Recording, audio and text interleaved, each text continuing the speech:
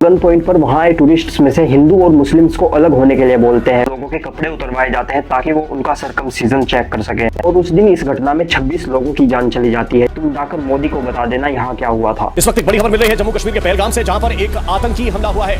22 अप्रैल साल 2025 दिन मंगलवार। इस दिन कुछ टेररिस्ट आर्मी का कैमोफ्लेज पहनकर AK-47 राइफल और M4 कार्बाइन जैसे वेपन्स के साथ कश्मीर की पहलगाम वैली के अंदर घुस आते हैं। फिर वो गन पॉइंट पर वहाँ आए टूरिस्ट्स में से हिंदू और मुस्लिम्स को अलग होने के लिए बोलते हैं। मुस्लिम लोगों से कलमा पढ़वा कर देखा जाता है और गन पॉइंट पर लोगों के कपड़े उतरवाए जाते हैं ताकि वो उनका सरकमसीजन चेक कर सके। और एक बार उन्हें पूरी श्योरिटी होने के बाद वो लोग उन टूरिस्ट के ऊपर गोलियां चलाना शुरू कर देते हैं, जिसमें मेनली हिंदूज को टारगेट किया जाता है। और उस दिन इस घटना में 26 लोगों की जान चली जाती है, जिसमें से 24 इंडियन हिंदूज, एक नेपाली हिंदू और एक मुस्लिम था। मैं यहाँ पर इन सब लोगों की लिस्ट अटैच कर देता हूँ, आप चाहे तो इनका नाम और एड्रेस पढ़ सकते हैं। और जब वो टेररिस्ट ये सब करके वापस जा रहे होते हैं, तब एक महिला जो कि अपने पति की डेड बॉडी के साइड में बैठकर रो रही थी, वो बोलती है कि मुझे भी मार दो। तब उनमें से एक टेररिस्ट पलटकर हंसते हुए बोलता है कि नहीं, तुम जाकर मोदी को बता देना यहाँ क्या हुआ था। और जिस टाइम ये पूरा कांड हो रहा था, तब ऋषि भट्ट नाम का एक टूरिस्ट इस जगह के ऊपर से जिप लाइन करते हुए अपनी एक सेल्फी वीडियो रिकॉर्ड कर रहा था। और इस पूरे कांड के कुछ इनिशियल मोमेंट उसकी सेल्फी वीडियो में रिकॉर्ड भी हो गए थे, जो कि इंटरनेट पर बाद में वायरल भी हो जाते हैं। इस पूरे कांड के दौरान सैयद आदिल हुसैन शाह नाम का एक पोनी राइडर था, जो कि इन टेररिस्ट्स के हाथ में से गन छीनने की कोशिश करता है और मारा जाता है। और सैयद आदिल हुसैन शाह ही एक लौता मुस्लिम है जो इस पूरे कांड में मारा गया। और बाद में इस पूरे कांड की जिम्मेदारी TRF द रेजिस्टेंस फ्रंट, जो कि एक टेररिस्ट ग्रुप है जिसको कि लश्कर तैयबा बैक करती है, ये इस पूरे कांड की जिम्मेदारी लेता है। Here's what we know about the terrorists. They belong to a group called the TRF, the Resistance Front. This group has claimed responsibility. हालांकि कुछ प्रेशर आने के बाद ये इससे डायरेक्ट कनेक्शन रखने से मना कर देते हैं, लेकिन अब तक सब जान चुके थे कि TRF ही इस पूरे कांड के पीछे है। ये TRF ग्रुप साल 2019 के आसपास आर्टिकल 370 के कश्मीर से हटने के बाद इमर्ज हुआ था। और मोहम्मद अब्बास शेख, जो कि साल 2021 में जम्मू एंड कश्मीर पुलिस के साथ हुए एक इनकाउंटर में मारा गया, इसने इस ग्रुप को बनाया था। और आज की डेट में शेख सज्जाद गुल TRF को लीड कर रहा है। शेख सज्जाद गुल एक आम कश्मीरी था जिसने अपनी BSc की डिग्री श्रीनगर से और MBA की डिग्री बेंगलोर से ली। इसके बाद ये केरला चला गया, जहाँ इसने लैब टेक्नीशियन का कोर्स किया। इसके बाद गुल ने अपने कनेक्शंस तहरीक उल मुजाहिदीन और लश्कर तैयबा के साथ इस्टेब्लिश करने शुरू किए। और फिर शेख सज्जाद गुल को साल 2002 में दिल्ली से अरेस्ट कर लिया गया, हवाला रैकेट से जुड़ने और RDX के पोजेशन के आरोप में। और साल 2003 में शेख सज्जाद गुल को 10 साल की सजा भी सुना दी गई। सजा पूरी करने के बाद शेख सज्जाद गुल वापस आ जाता है और साल 2017 में पाकिस्तान मूव हो जाता है, जिसके बाद वो इंटर सर्विस इंटेलिजेंस ISI में काम करना शुरू करता है और बाद में TRF को भी लीड करने लगता है। और आज भी शेख सज्जाद गुल पाकिस्तान से ऑपरेट कर रहा है TRF को।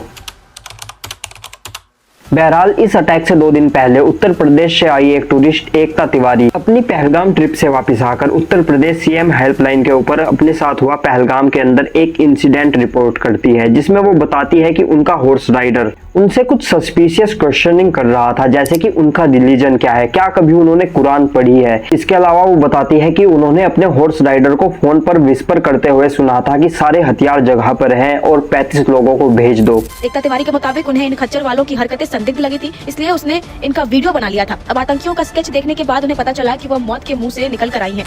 वो हमसे बार-बार कुरान को लेकर बातें कर रहे थे, जिनका स्केच जारी हुआ है। इस इंसिडेंट के बाद 25 अप्रैल को एक हॉर्स राइडर को अरेस्ट कर लिया जाता है, जिसका नाम अयाज अहमद बताया जा रहा है, जो कि लोगों से सेम ही क्वेश्चनिंग्स कर रहा था अबाउट देयर रिलीजन। और मैं यहाँ पर आपको बता दूं कि एकता तिवारी का हॉर्स राइडर और जो ये हॉर्स राइडर पकड़ा गया है, ये दोनों ही एक डिफरेंट आदमी है। खैर, कहानी पर वापस आते हैं। इस अटैक के तुरंत बाद लोकल पुलिस और अथॉरिटीज को इन्फॉर्म किया गया। पुलिस जब यहाँ पर पहुंची तो तब तक 2 लोग जिंदा थे, जिनको कि हॉस्पिटल पहुंचाया गया, जिसमें यहाँ के लोकल लोगों ने काफी हेल्प की इनको कंधे पर उठाकर नीचे लेकर आने में। इसके बाद लोकल पुलिस को गाइड करने के लिए NIA की एक टीम भी यहाँ पर पहुंच जाती है। और इस अटैक के बाद कश्मीर पुलिस लोकल लोगों की हेल्प से और विक्टिम्स की हेल्प से इन आतंकवादियों के स्केच बनाकर रिलीज करती है। और ये लोग ही बताते हैं कि कश्मीर के पहलगाम अटैक के अंदर 5 से 7 आतंकवादी इन्वॉल्व थे, जिनका नाम है हासिम मूसा, अली भाई, आसिफ फौजी, सुलेमान शाह, अबू तला, जो कि सभी पाकिस्तानी नेशनलिस्ट है। और इनके अलावा 2 जम्मू कश्मीर के लोकल्स भी थे, आदिल हुसैन तोकेर और एहसान, जो कि अनंतनाग डिस्ट्रिक्ट और पुलवामा से है। और इन सभी की ट्रेनिंग पाकिस्तान से ही हुई है। और जम्मू कश्मीर पुलिस इन स्केच को रिलीज करते हुए बताती है कि जो भी कोई इंफॉर्मेशन इन लोगों के बारे में देगा उसको 20 लाख रुपए का इनाम दिया जाएगा। हालांकि ये सभी चीजें कब रिपोर्ट हुई बताना थोड़ा मुश्किल है, लेकिन अगर ये सभी चीजें पहले ही पता चल चुकी थी तो क्या ये हमारा सबसे बड़ा इंटेलिजेंस फेलियर है, जिसकी वजह से आज इतने लोगों की जान चली गई? पूछे जाने के लिए सवाल तो काफी सारे हैं, जैसे कि यूएस मेड M4 कार्बाइन इन आतंकवादियों के पास पहुंची कैसे? क्योंकि M4 कार्बाइन जैसा वेपन किसी को भी अवेलेबल होना कोई बच्चों का खेल नहीं है। और ये वेपन ज्यादातर देशों की मिलिट्री यूज करती है, क्योंकि इसको यूज करने में काफी ज्यादा कॉस्ट आती है और ट्रेनिंग लेनी पड़ती है। और अगर ये वेपन उन आतंकवादियों के हाथ में था तो ये कोई आम बात नहीं है, क्योंकि आतंकवादी ज्यादातर AK-47 जैसे इजी टू यूज और चीप वेपन्स का इस्तेमाल करते हैं, जो कि इन्हें इजीली अवेलेबल हो जाते हैं। और M4 कार्बाइन जैसा वेपन जो हार्ड टू ऑपरेट है और कॉस्टली भी है, उसको यूज करना ये आतंकवादी ज्यादातर अवॉइड करते हैं। हालांकि इसके पीछे कुछ लोग ये आर्ग्यू करते हैं कि ये वेपन अफगानिस्तान में तालिबान से स्मगल होकर इन आतंकवादियों के पास पाकिस्तान में पहुंचा है, जो कि बाद में इंडिया लाया गया और कश्मीर में इस अटैक को अंजाम दिया गया। इसके ऊपर से एक इंटरव्यू में पाकिस्तान के डिफेंस मिनिस्टर ने ये स्टेटमेंट दिया कि वो पिछले 3 दशकों से आतंकवाद को फंड कर रहे हैं, यूएस के कहने पर और वेस्टर्न कंट्रीज के कहने पर। That Pakistan has had a long history of backing and supporting and training and funding these terrorist organizations. Well, we have been doing this dirty work for United States for about 3 decades, and West, including Britain. मगर इन सभी सवालों के जवाब भले ही कितने भी धुंधले हो, लेकिन एक बात यहाँ साफ है कि इसके पीछे पाकिस्तान ही जिम्मेदार था। और जब ये बात देशवासियों को पता चली तो उनके मन में आक्रोश की भावना जाग गई। इसके अलावा भारत सरकार ने भी डिप्लोमेटिक एक्शंस लेते हुए पाकिस्तान के साथ सभी तरह की ट्रेड्स को बंद कर दिया, वाघा अटारी बॉर्डर को क्लोज कर दिया गया। इसके अलावा पाकिस्तान के जितने भी लोग वीजा पर इंडिया में आए हुए तो उन सभी को 48 घंटे का टाइम दिया गया भारत छोड़ के जाने के लिए। भारत ने अपने सभी डिप्लोमेट्स को पाकिस्तान से वापस बुला लिया और पाकिस्तानी डिप्लोमेट्स को भारत से बाहर का रास्ता दिखा दिया। और इन सब के अलावा एक बड़ा कदम और भी उठाया गया है, जिसमें भारत ने इंडस वाटर ट्रीटी को सस्पेंड कर दिया और पाकिस्तान का पानी रोक दिया। टेरर और ट्रेड एक साथ नहीं चल सकते और पानी और खून भी एक साथ नहीं बह सकता। 1960 में हुई इंडस वाटर ट्रीटी एक वाटर शेयरिंग एग्रीमेंट है, जो कि इंडिया और पाकिस्तान के बीच वाटर शेयरिंग को अलाउ करती है। इस एग्रीमेंट के अंतर्गत इंदू, रावी, ब्यास, सतलज, झेलम, छिनाब इन नदियों का पानी भारत और पाकिस्तान के बीच बांट दिया जाता है, जिसमें 3 नदियां भारत के हिस्से आती है और 3 नदियां पाकिस्तान के हिस्से आते हैं। देखने में तो ये एक फेयर डिस्ट्रीब्यूशन लगता है, लेकिन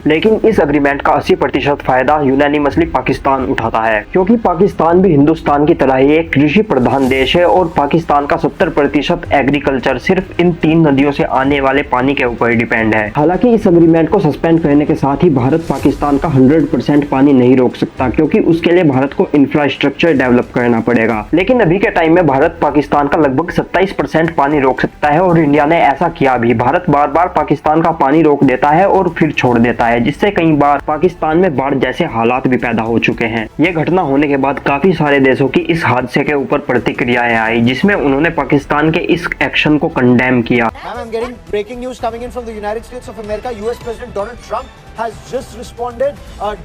Has reacted. President Trump says deeply disturbing news coming out of Kashmir. The United States stands strong with India against terrorism.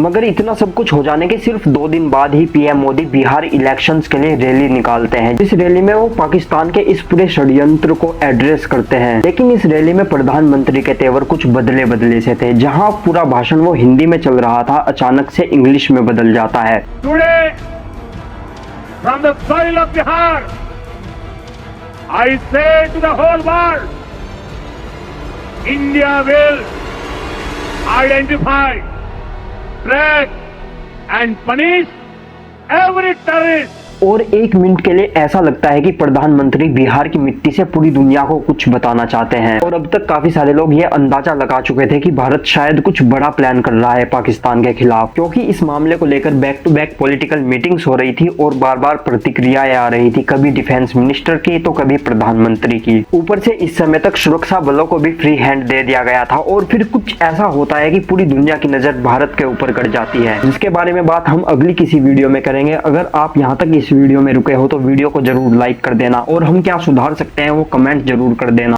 Channel नया है, ग्रो करने में आपकी हेल्प चाहिए तो सब्सक्राइब भी कर लेना। अगली किसी वीडियो में बहुत जल्दी मिलेंगे, तब तक के लिए धन्यवाद।